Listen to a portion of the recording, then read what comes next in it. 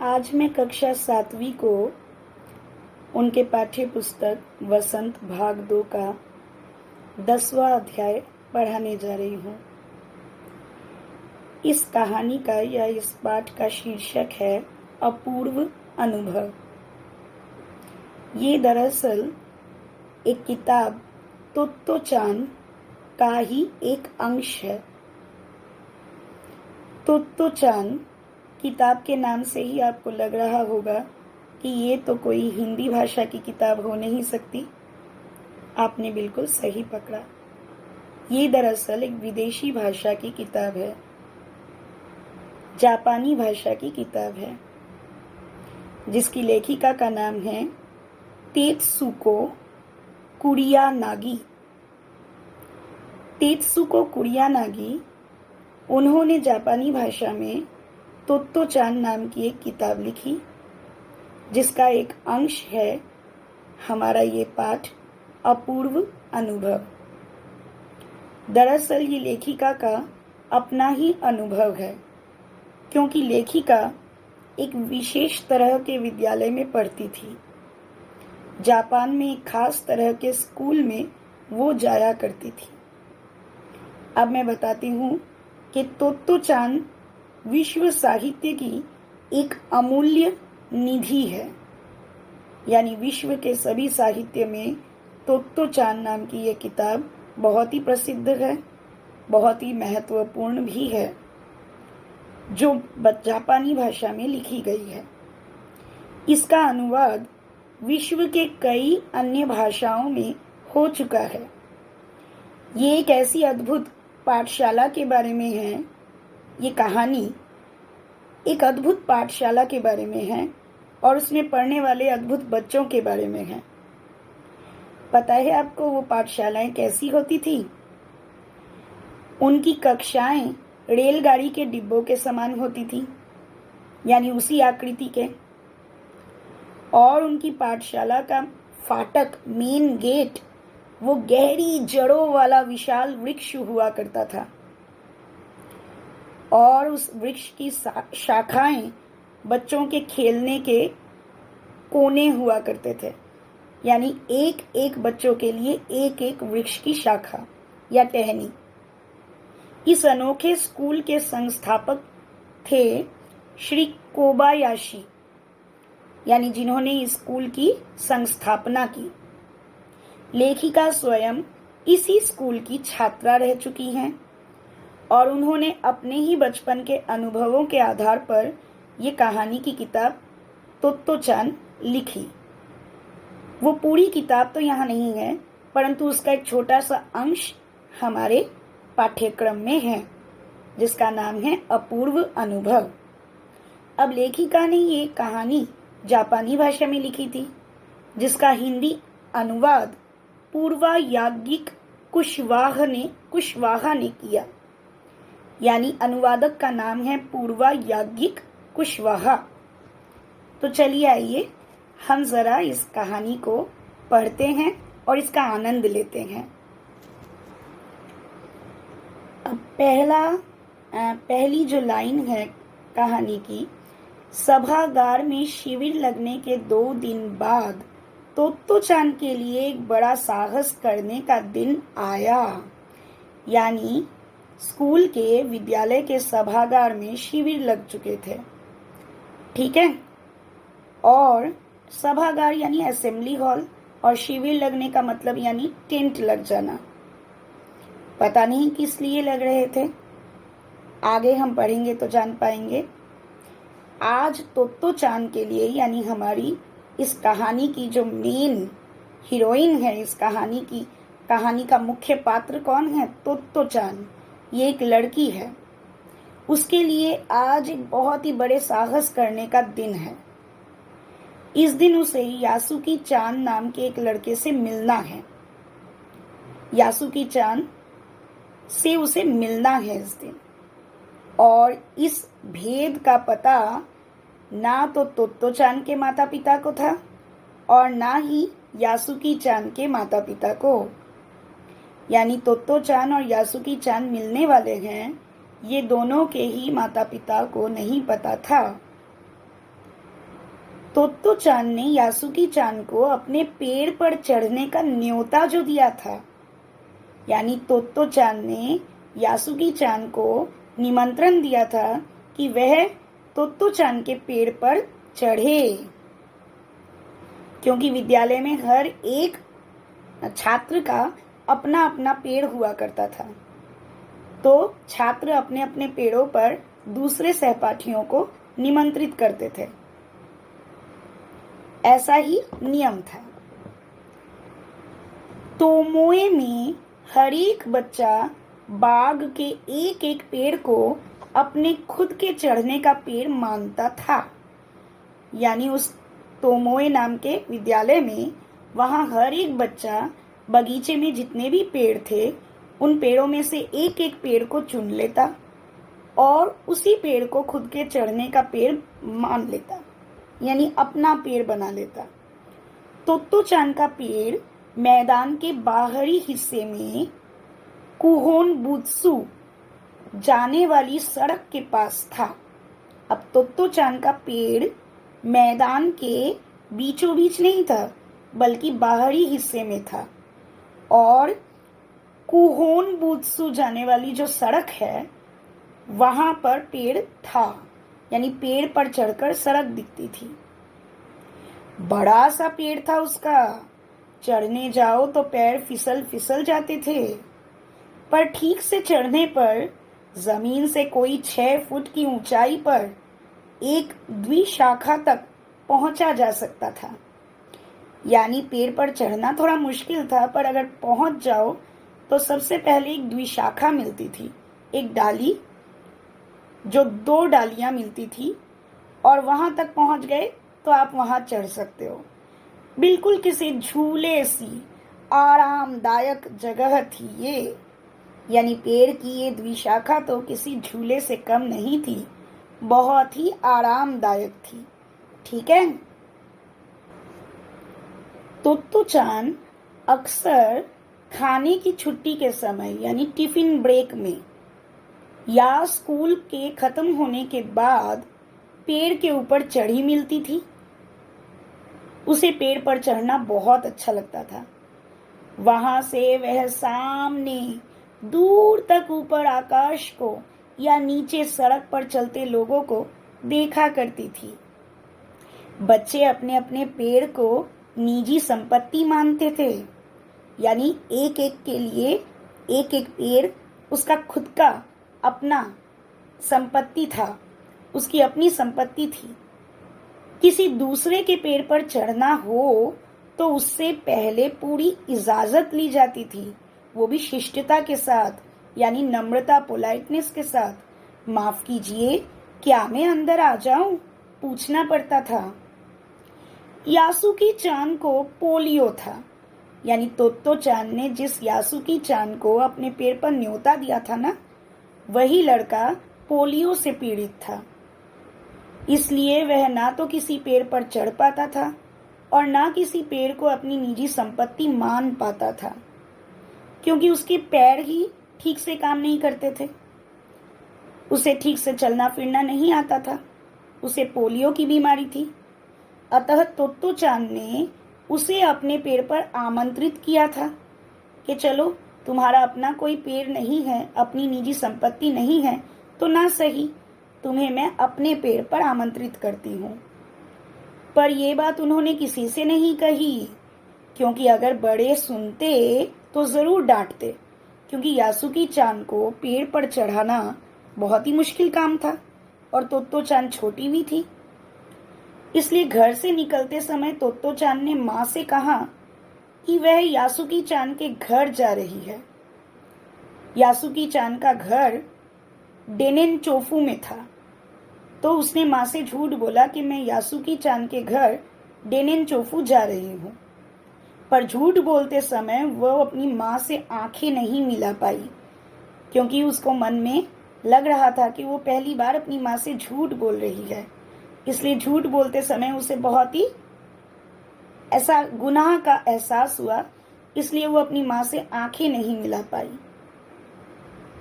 उसने माँ की आंखों में नहीं झांका, वह अपनी नजरें जूतों के फीते पर ही गड़ाई रही क्योंकि वो फीते वाले जूते पहनकर जा रही थी।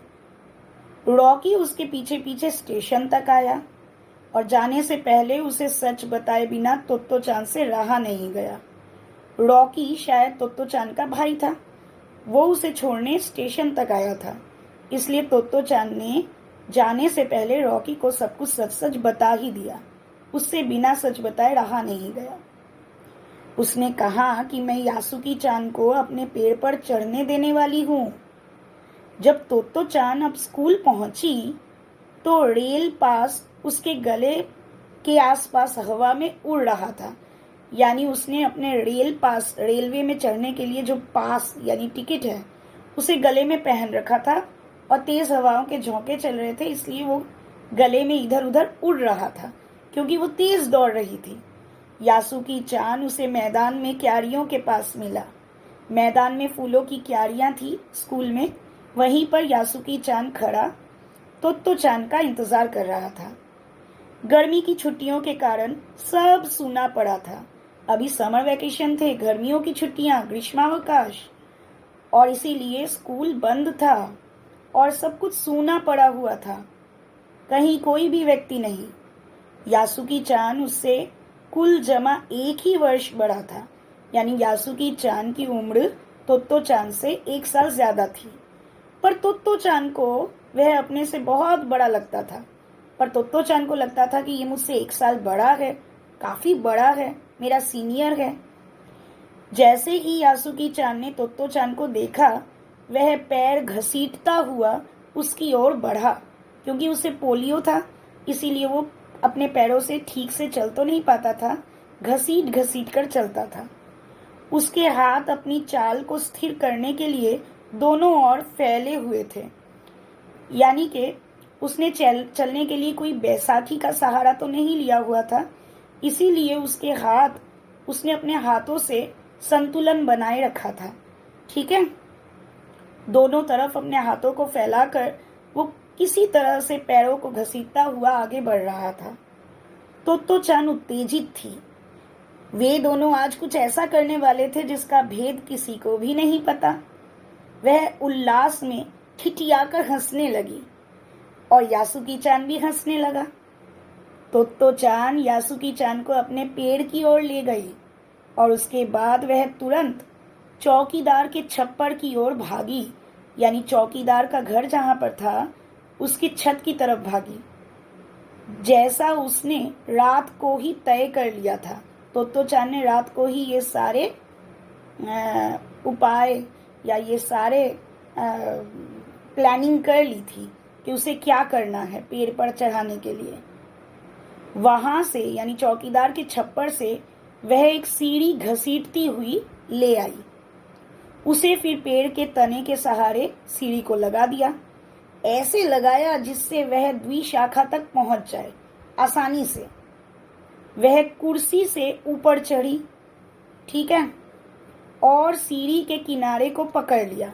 एक कुर्सी का भी इंतजाम किया तोत्तो चान ने, ताकि वो उस सीढ़ी को अच्छी तरह से, लैडर को अच्छी तरह से पकड़ के रख सके। तब उसने पुकारा, ठीक है, अब ऊपर चढ़ने की कोशिश करो। यानी उसने यासुकी चान से कहा। यासुकी चान के हाथ पैर इतने कमजोर थे कि वह पहली सीढ़ी पर भी बिना सहारे के चढ़ नहीं पाया। इस पर तोत्तो चान नीचे उतर आई और यासुकी चान को पीछे से धकियाने लगी, यानी धकेलने लगी, उसे थोड़ा थोड़ा पुश करने लगी। पर तोत्तो चान थी तो बहुत छोटी और नाजुक सी, इससे अधिक क्या सहायता कर सकती थी भला। यासुकी चान ने अपना पैर सीढ़ी पर से हटा लिया और हताशा से सिर झुकाकर खड़ा हो गया। तोत्तो चान को पहली बार लगा कि काम उतना आसान नहीं है जितना वह सोच रही थी। अब क्या करे वो। यासुकी चान उसके पैर पर चढ़े, ये तो उसकी हार्दिक इच्छा थी, यानी दिल से इच्छा थी। यासुकी चान के मन में भी उत्साह था, पर उसके सामने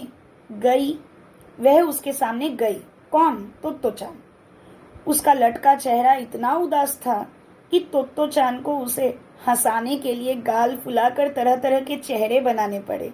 यासुकी चान को निराश देखकर तोत्तो चान ने उसे हंसाने के कई उपाय निकाले। ठहरो, एक बात सूझी है। वो फिर चौकीदार के छप्पर की ओर दौड़ी और हर एक चीज उलट पुलट कर देखने लगी। यानी फिर से उसे एक उपाय सूझी और फिर वो चौकीदार के छप्पर की तरफ दौड़ी। अब वो चौकीदार के छप्पर की तरफ दौड़कर वहां जाकर हर एक चीज को उलट पुलट कर देखने लगी। आखिर उसे एक तीपाई सीढ़ी मिल गई, ट्राइपॉड, ठीक है, 3 पहिए वाली अच्छी सी सीढ़ी मिली जिसे थामे रहने की भी जरूरत नहीं। वह तीपाई सीढ़ी को घसीट घसीट कर पेड़ के पास ले आई और अपनी शक्ति पर हैरान होने लगी कि मैं इतनी भारी सीढ़ी को यहाँ तक कैसे ले आई। अब तीपाई की ऊपरी सीढ़ी एकदम द्विशाखा तक पहुंच रही थी। अब तोत्तो चान ने कहा, देखो अब डरना मत, उसने बड़ी बहन की सी आवाज में कहा। यानी उसने यासुकी चान से ऐसे कहा जैसे कि वो यासुकी चान की बड़ी बहन हो। उसने ये भी आश्वासन दिया कि अब ये तीपाई सीढ़ी डगमगाएगी नहीं, इसलिए तुम घबराना मत। यासुकी चान ने घबराकर तीपाई सीढ़ी और पसीने से तरबतर तोत्तो चान की ओर देखा। यानी अब तक तोत्तो चान भी इतने काम करके थक चुकी थी, पसीने से तरबतर हो चुकी थी। अब यासुकी चान को भी काफी पसीना आ रहा था। उसने पेड़ की ओर देखा और तब निश्चय के साथ उसने अपने पांव पहली सीढ़ी पर रखे। उन दोनों को ये बिल्कुल भी पता न चला कि कितना समय यासुकी चान को ऊपर तक चढ़ने में लगा। यानी तोत्तो चान ने भी हार नहीं मानी और यासुकी चान ने भी अब हार नहीं मानी। पता नहीं कैसे समय बीत गया। सूरज का ताप उन पर पड़ रहा था, यानी दिन निकल आया था, काफी समय हो गया था, पर दोनों का ध्यान यासुकी चान के ऊपर तक पहुंचने में रमा हुआ था। दोनों ही उसी ख्याल में थे कि यासुकी चान ठीक तरह से ऊपर पहुंच जाए बस। आपने चित्र में देखा होगा कि पहले वो एक जीना लाया था, सीढ़ी लाई थी और उसके बाद वो तिपाई सीढ़ी लाई। दोनों के ही चित्र यहाँ दिए गए हैं किताब में। तोत्तो चान नीचे से उसका एक एक पैर सीढ़ी पर धरने में मदद कर रही थी। यानी तोत्तो चान अब नीचे थी और वो नीचे से धकिया रही थी यासुकी चान को और साथ ही उसके पैरों को सीढ़ी के एक एक कदम में रखने पर में सहायता भी कर रही थी।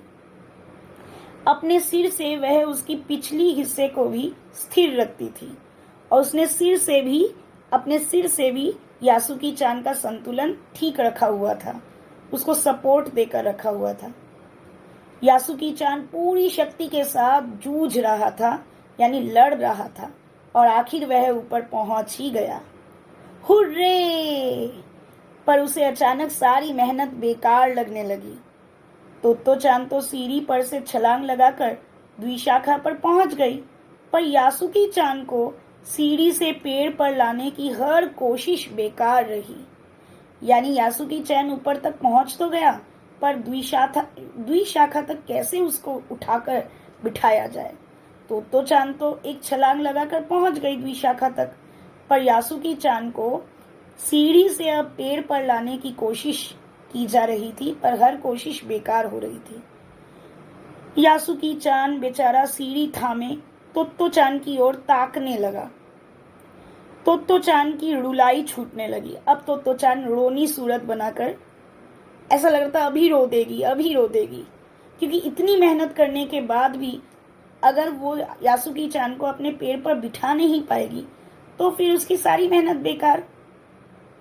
उसने चाहा था कि यासुकी चान को अपने पैर पर आमंत्रित कर तमाम नई नई चीजें दिखाए, पर वह रोई नहीं।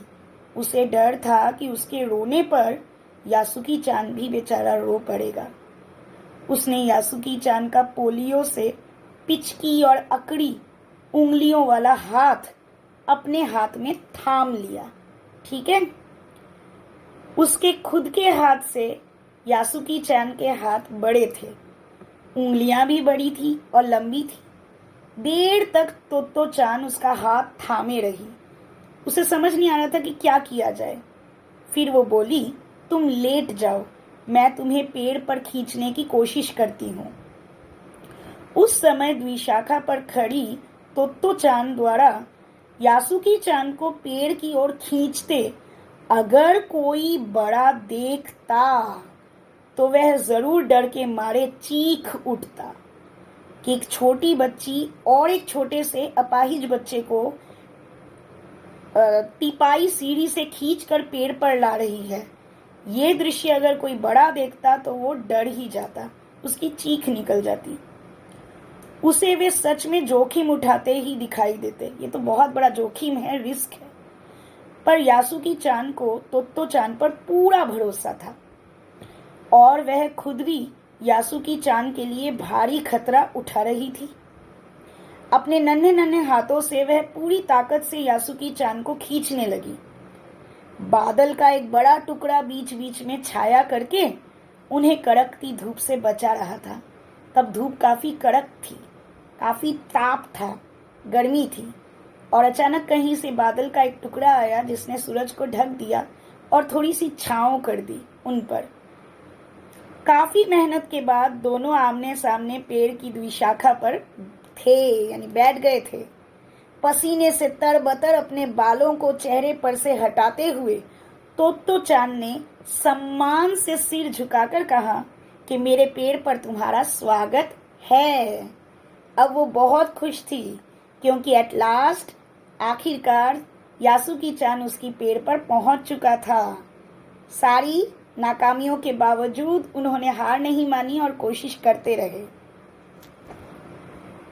अब यासुकी चान डाल के सहारे खड़ा था।